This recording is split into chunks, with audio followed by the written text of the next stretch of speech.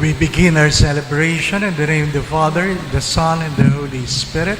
Amen. The grace and peace of our Lord Jesus Christ, the love of God our Father, and the communion of the Holy Spirit be with you all. And with your spirit. Kindly be seated for a moment. Good evening, everyone. In behalf of our dear Rector, Reverend Father Ray G. Cerudo, I would like to welcome you all at St. Joseph Regional Seminary. We pray in this Eucharistic celebration for the increase of priestly vocation, especially on the Archdiocese of Haro. We also pray for our seminarians, for their perseverance, for the priests also, not only in the Archdiocese, but for the entire world, that they be able also to listen and even to make a right choice every day in following God. And of course, we pray for Father Dave Concepcion, that may God will bless him in his future ministry, and for the many inspirations that may God will give to him, so that he will become also the source of change, transformation, and renewal. Again, welcome to St. Joseph Regional Seminary. To prepare ourselves to participate in these sacred mysteries, let us first call to mind our sins and humbly ask the Lord for His pardon and mercy. I confess to Almighty God and to you, my brothers and sisters, that I have greatly sinned in my thoughts and my words, in what I have done, in what I have failed to do, through my fault, through my most grievous fault. Therefore I ask the Blessed Mary, ever Virgin, all the angels and saints, and you, my brothers and sisters, to pray for me to the Lord our God. May Almighty God have mercy on us, forgive us of our sins, and bring us all to everlasting life. Amen. Let us pray.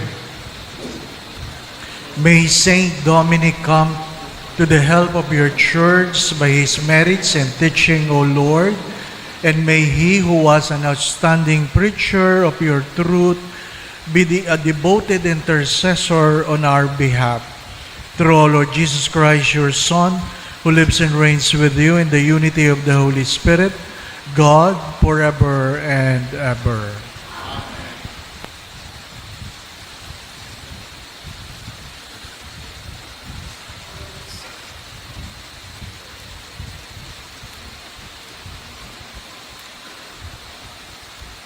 A reading from the book of the prophet Jeremiah.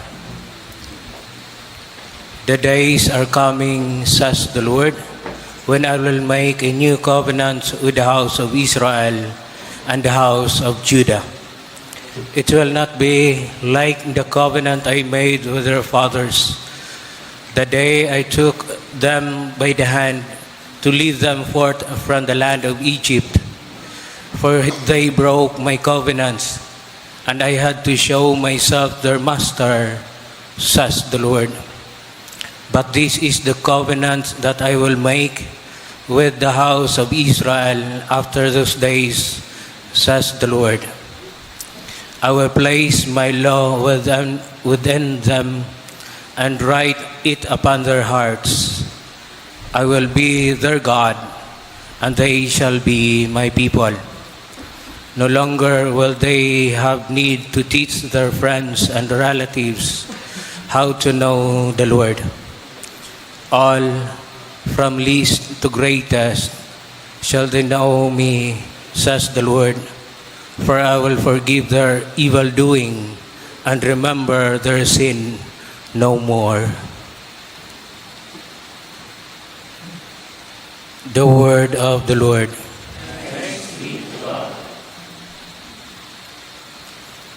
Create a clean heart in me, O God. A clean heart create for me, O God, and a steadfast spirit renew within me. Cast me not out from your presence, and your Holy Spirit take not from me. Create a clean heart in me, O God. Give me back the joy of your salvation, and a willing spirit sustain in me. I will teach transgressors your ways, and sinners shall return to you. Create a clean heart in me, O God. For you are not pleased with sacrifices. Should I offer a burnt offering, you would not accept it. My sacrifice, O God, is a contrite spirit. A heart contrite and humbled, O God, you will not spurn.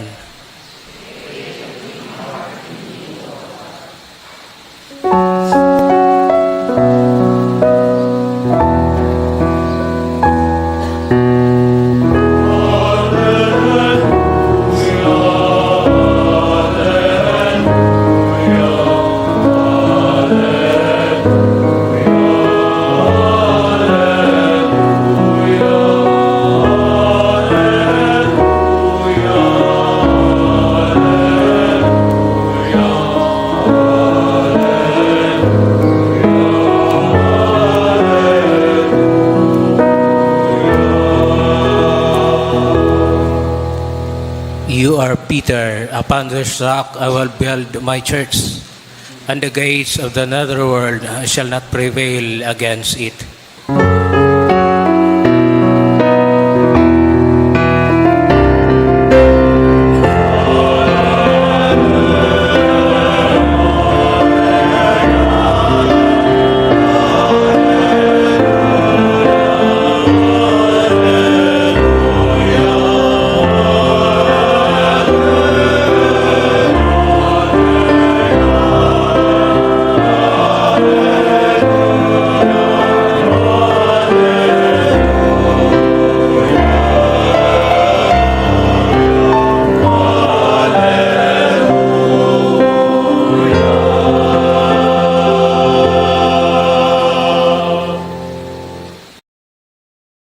The Lord be with you. And with your spirit.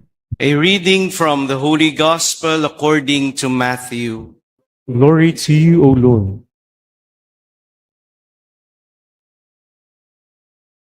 Jesus went into the region of Caesarea Philippi, and he asked his disciples, "Who do people say that the Son of Man is?" They replied, "Some say John the Baptist, others Elijah, still others Jeremiah or one of the prophets."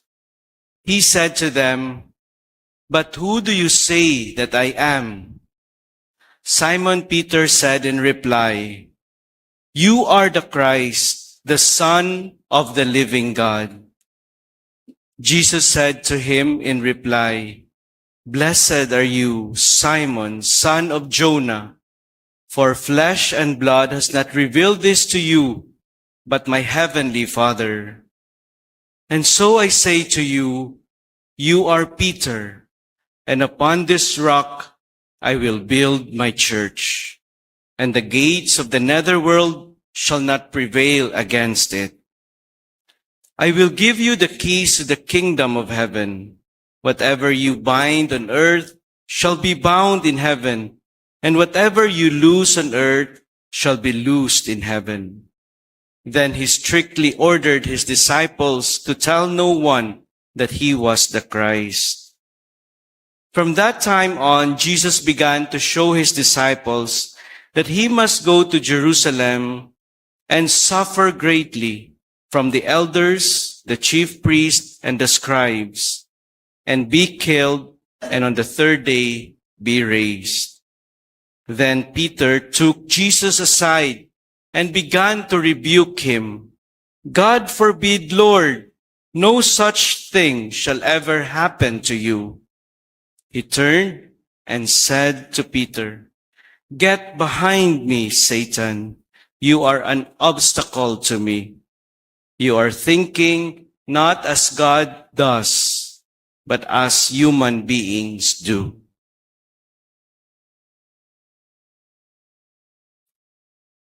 The Gospel of the Lord. Praise you, Lord Jesus Christ.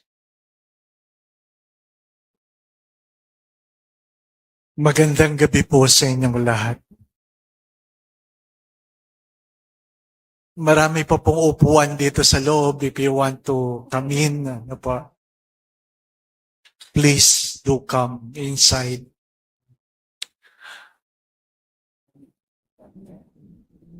Every time I will be out of Greenbelt, I have learned that I need to post where I'm going because people will keep on asking, where are you?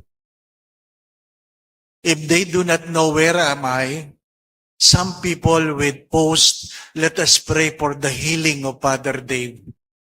Feeling nila, pag nawala ako, may sakit ako palagi. Ano po? So I posted that I'm facilitating a retreat in this seminary. Lo and behold, as I asked for prayers, there were 6,200 people responded. But many of them was asking, pwede ba kaming magpunta dyan? Ako, malaking problema. Ano po? Exclusive po yung retreat para sa mga seminarista.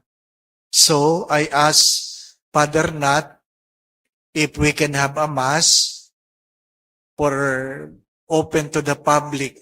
And gladly he said yes.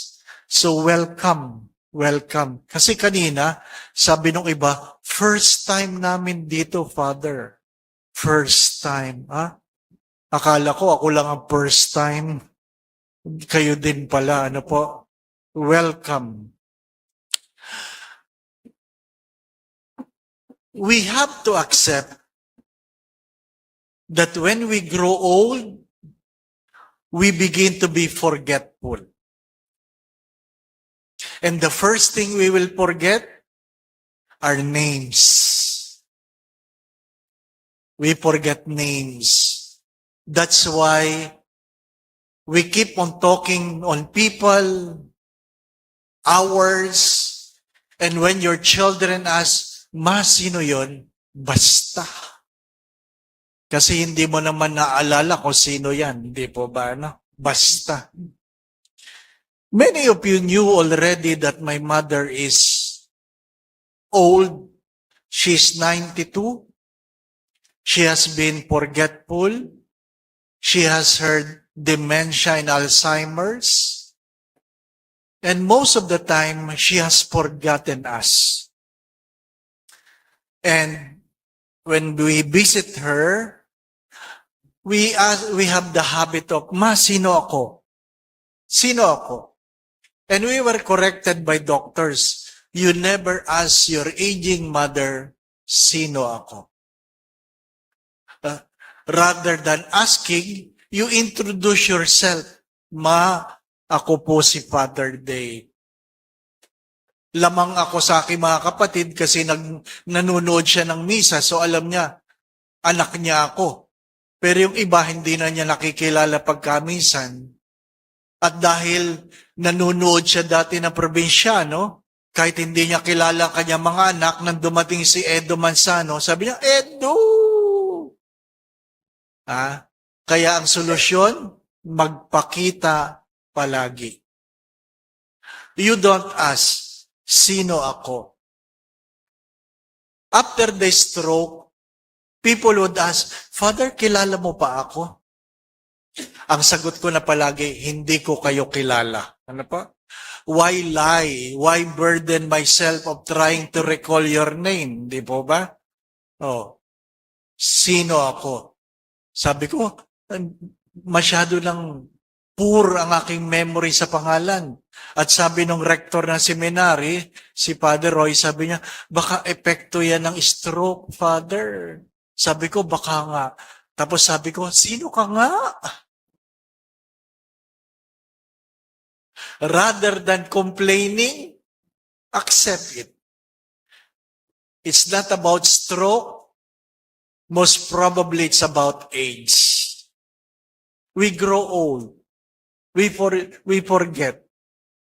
My dear friends, the question of Jesus is, who do you say I am? Who do you say I am? Jesus was not asking, what is my name? If you understand it, the question was, who do you say that I am? Sino ako para sa iyo? Whether you like it, persons, roles, and relationships. Every person has a role. And if we know our role, then we develop our relationship according to the role. Kaya pag tinatanong ng nanay, sino ba ako sa anak niya, kailangan sabihin ng anak, kayo po ang nanay ko. Then in saying those words, kayo ang nanay ko, it means it should come with respect. Sino ako? Asawa kita. Then it comes with faithfulness. The children can also ask, sino ako? Then it comes with love. Roles comes with relationship. What is the first reading trying to tell us? Even God is capable of forgetting our sins. But I always say this, God can forget your sins, but He will never forget the little love you have given. Kayang kalimutan ng Diyos ang ating mga kasalanan, pero hindi niya kayang limutin ang ating pangalan. Nakakalungkot lang kasi yung kantang Hindi Kita Malilimutan, yan ay kanta ng relasyon. Kaya lang palagi kinakanta sa patay. Father Manuling Francisco was the composer. Of course, I believe nalulungkot siya na yung kanta niya. Kinakanta sa patay, hindi po ba? Ano? Ha? Pag inililibig na ganyan, hindi kita malilimutan. Diba? Tapos, yun naman pangpatay. Yun naman ang kinakanta sa kasal. Ano yon? The Song of Ruth. Pangpatay yun eh. Wherever you go, I shall go. Pangpatay yun. Kinakanta sa kasal. Buhay ka pa. Nangangarap na nilang mamatay ka. Di po ba?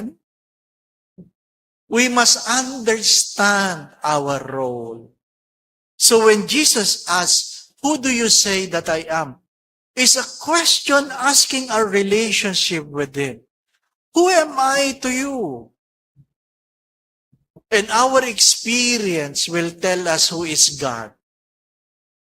I always say, He is the God who heals. He is the God who provides. Because I know my experience. He is the God who is the reason why I have become a priest. Sino ang Diyos para sa inyo? We are here in the seminary. If we have listened carefully to the opening prayer, Saint Dominic asked that we help the church. We help the church.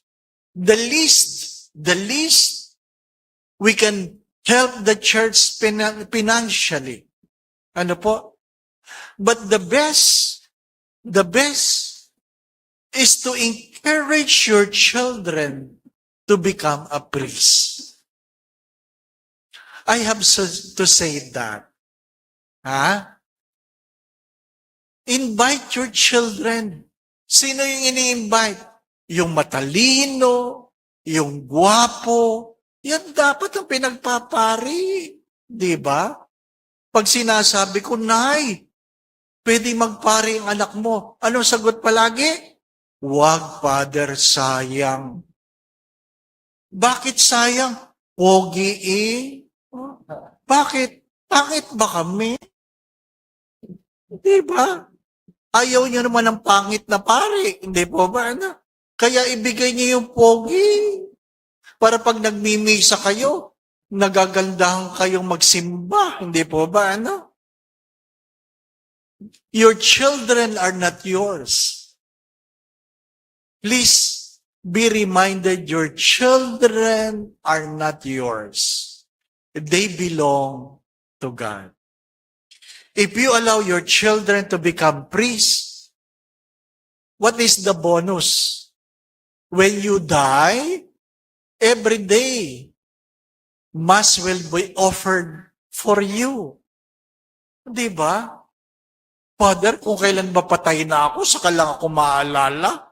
Ay, hindi naman. Di ba? Pinagdadasal ko naman ang nanay ko kahit buhay pa. Di ba ba? Ano? Yun nga ang ibang asawa, kahit buhay pa, pinagdadasal na ang kaluluwa. Hindi ba ba? Ano? Ha? Kasi gusto na nilang mamatay ang asawa nila. Ha? Your children are not yours. If you push forward, if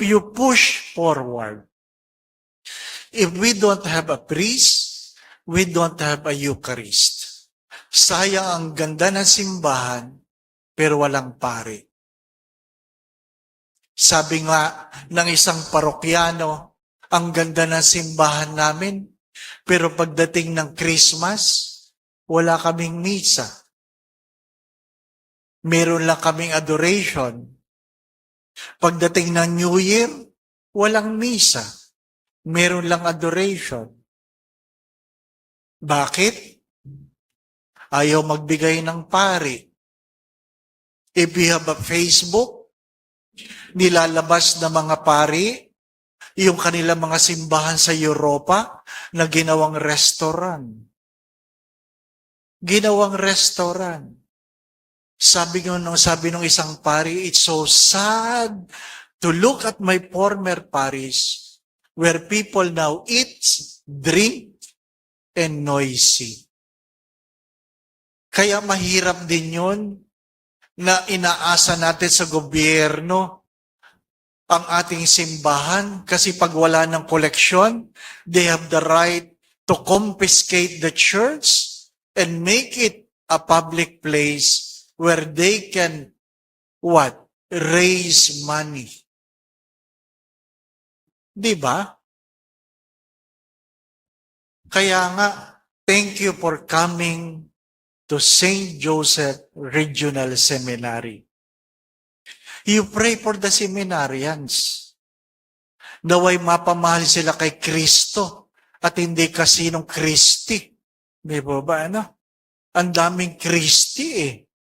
Nagtataka naman ako kung kailan seminarista na, kung kailan pare na, saka sinusungkit. No? Bakit ba kung kailan pare na? Di ba? Hayaan nyo na. Pag na kay Kristo na, hayaan nyo na. Di po ba? Ano? Pray for them. Pray for them. Si Father Mark ang nag-welcome sa inyo. Siya po ang procurator. Tinatanong ko sa kanya, magkano ang budget mo per seminarians? Para alam nyo lang, ang meal ng kada seminarista ay 30 pesos. Do you still eat 30 pesos meal? Kaya kung ako'y magpapandraising, tatawagin ko yung pinakapayat para maawa kayo, di ba? Kawawa naman, di ba? Ha? Their budget is 30 pesos per meal. Can you imagine? Yan ang magiging pari ninyo.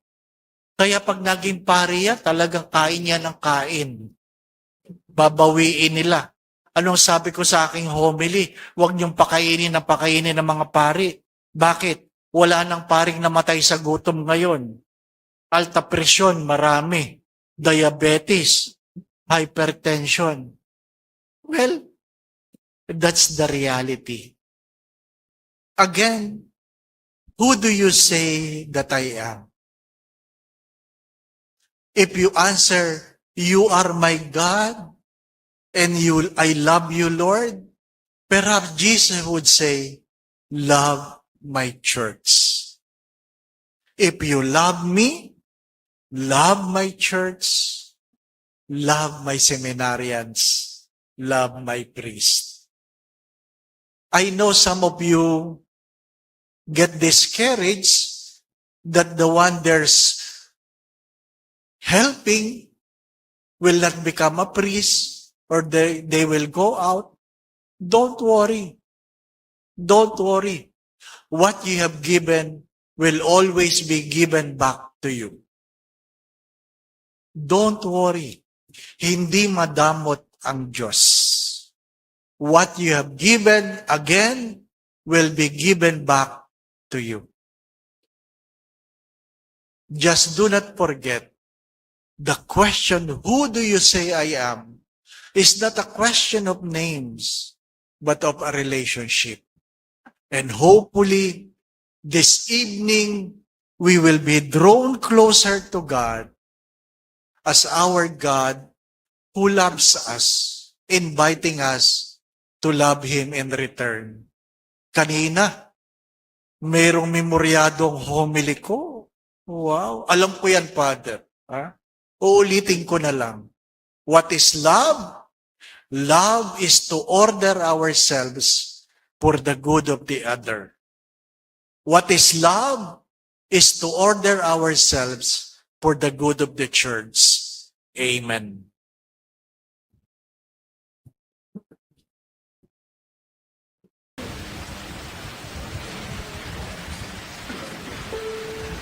Peter was given the grace to confess Jesus as the Christ, the Son of the living God. But he must know that Jesus chose to be the Messiah who suffers. Let us confess the cross of Jesus as the power and the wisdom of God. And every petition, let our response be, Lord, let us be faithful to your church. Please repeat. Lord, let us be faithful to your church.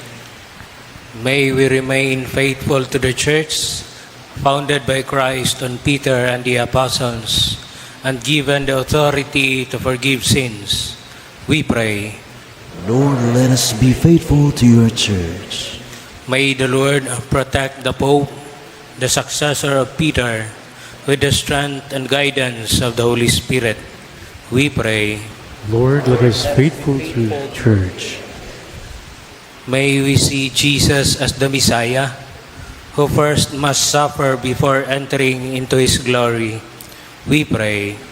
Lord, let us be faithful to your church. May we accept the suffering and humiliation as path to glory, for Christ suffered for us, leaving us an example so that we might follow in His steps. We pray. Lord, let us be faithful to your church. May we follow Jesus not only in good times, but also when hard times come, when the cross casts its shadow on us. We pray. Lord, let us be faithful to your church. God, our loving Father, we will never understand Jesus as the Messiah without the cross, for it is not so much by His powerful deeds, but by His cross that He saved the world. Help us to embrace His cross, by which we attain salvation. All this we ask through the same Christ our Lord. Amen. Pray, brothers and sisters, that this sacrifice of yours and mine be made acceptable to God the Almighty Father.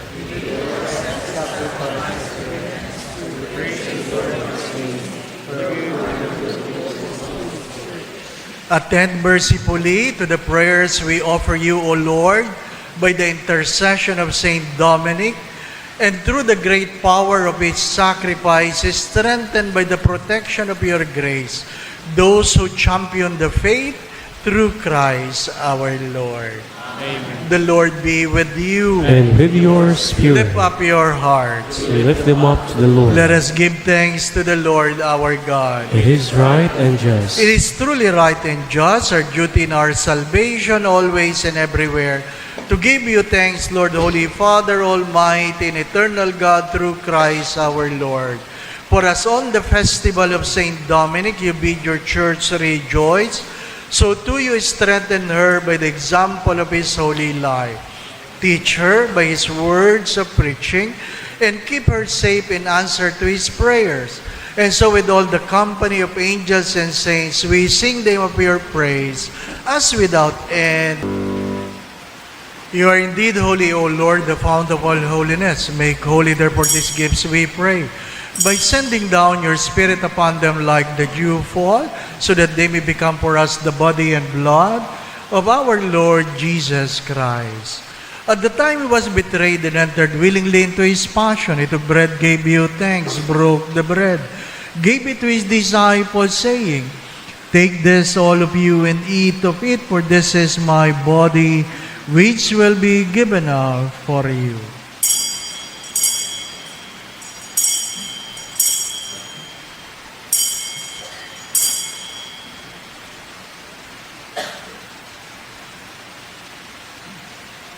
In a similar way, when supper was ended, he took the chalice and once more gave you thanks, gave the chalice to his disciples, saying, Take this, all of you, and drink from it.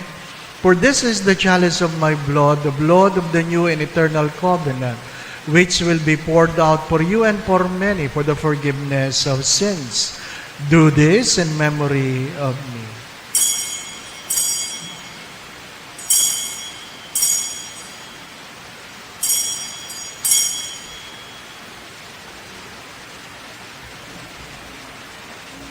The mystery of faith.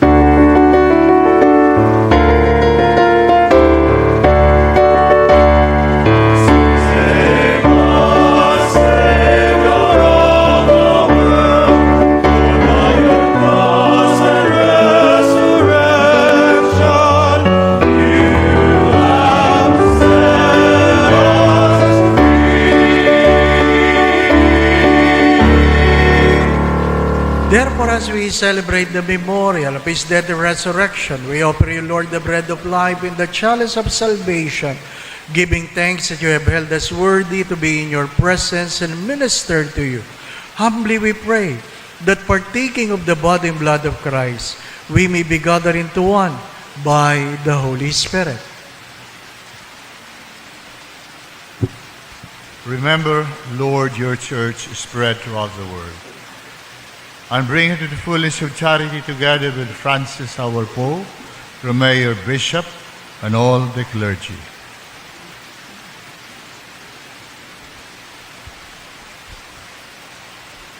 Remember also our brothers and sisters who have fallen asleep in the hope of the resurrection, and all those who have died in your mercy. Welcome them into the light of your face.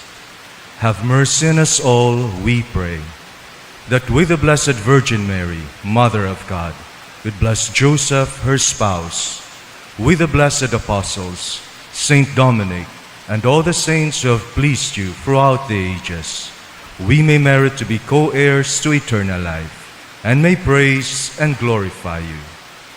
Through your Son, Jesus Christ. Through him and with him and in him, O God, Almighty Father, in the unity of the Holy Spirit, all glory and honor is yours forever. Let us pray.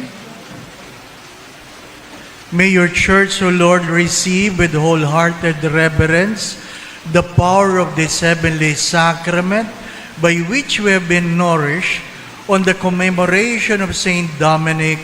And may your church, having flourished by means of his preaching, be helped through his intercession, through Christ our Lord. Amen. Kindly be seated for a moment.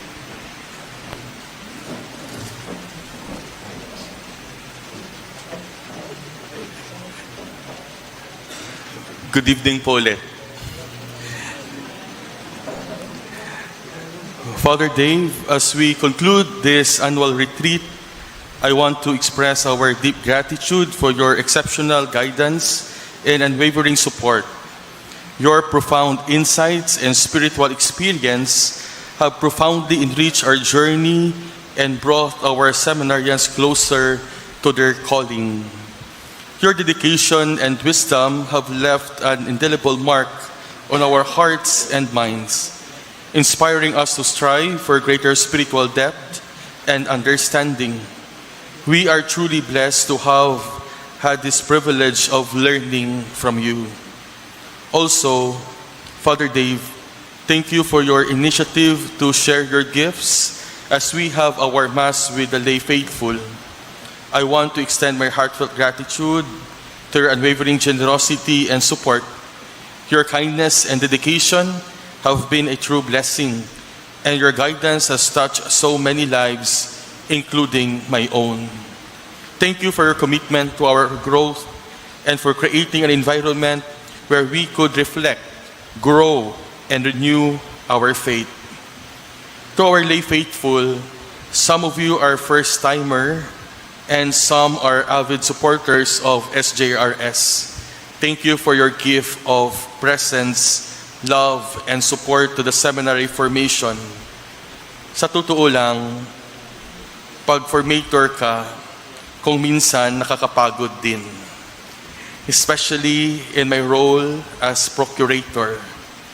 But because of the assurances of you, our benefactors, our friends, we started actually with a year with a projected deficit almost 3 million, and by the grace of God, sobra.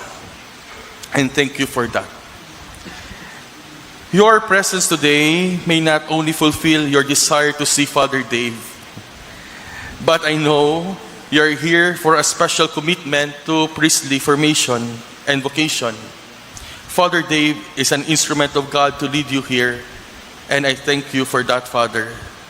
My dear brothers and sisters, we know that the support for the priestly formation is not only for priests, but the entire people of God.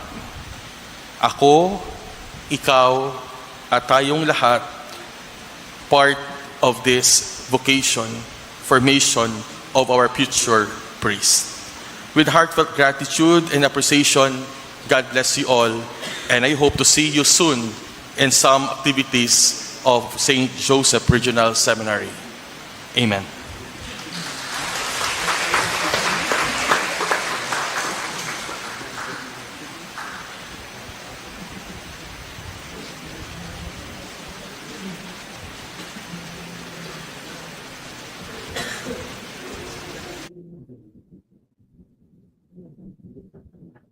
Pahabol lang po, I have two apostolate in life, that is the seminary, the seminarians, and the retired priests. And people were asking, bakit yun ang iyong apostolate, Father? It is the seminary where I came from, the retired priest is where I am going. Ano pa? You have to love both. All that you have given tonight will go to the seminary. I will ask Father Mark to post the GCash of the seminary so that wherever you are, you can send your love offering for St. Joseph Regional Seminary. Ano po? Maraming salamat po. Ha? You have given me already so much. I have survived my stroke because of your prayers. Ako na ito, hindi pa, no? Sabi nung kanina iba, ay, siya po na. Ako na yan. Ano po? Dahil sa inyong panalangin, nakakatayo uli, nakakapagsalita uli, nakakapagmisa uli. At hindi yun mababayaran. Ano po? Again, my dear friends, my brothers and sisters, who do you say that I am? And you answer the question. Perhaps the other question, do you love me? The same question being asked to Peter. If you love me, love the church, love the priests, love the seminary. Love the church, love the priests, love the seminary. Let us all rise. The Lord be with you. Bow your heads and pray for God's blessing. Naway patuloy kayong ingatan ng Diyos, ilayo kayo ng Diyos sa lahat ng uri ng kapahamakan. Patuloy kayong pagkaluban ng kalakasan, kalusugan, at kung meron man sa inyong may karamdaman, naway pagkaluban kayo ng Diyos ng kagalingan. Gabayan kayo palagi sa inyong mga iniisip at ginagawa. Kung meron man kayong pinagdadaan ng suliranin o problema, tuwangan nawa kayo ng Diyos. Alisin ang inyong mga pagkatakot at pangamba. Dagdagan nawa ng Diyos ang inyong pananalig at pananampalataya sa Kanya. Nawa ang inyong kanya-kanya mga pamilya saan man naroroon ay pagharian ng Diyos ng pagmamahalan, pagkakaisa, pagkakasundo-sundo, kapayapaan, kasayahan, puspos ng pag-ibig at kasaganahan. Nawa po sa tulong at panalangin mga banal, lalong-lalo po ng mahal na Biren, gayon din ni San Jose, at ang santong pinagdiriwang natin ngayon si Saint Dominic. Kayo ang inyong pamilya ay kanyang pagpalain sa ngalan ng Ama at ng Anak at ng Espiritu Santo. Amen. We have celebrated the Eucharist. We go in peace to love and serve the Lord. Thanks be to God.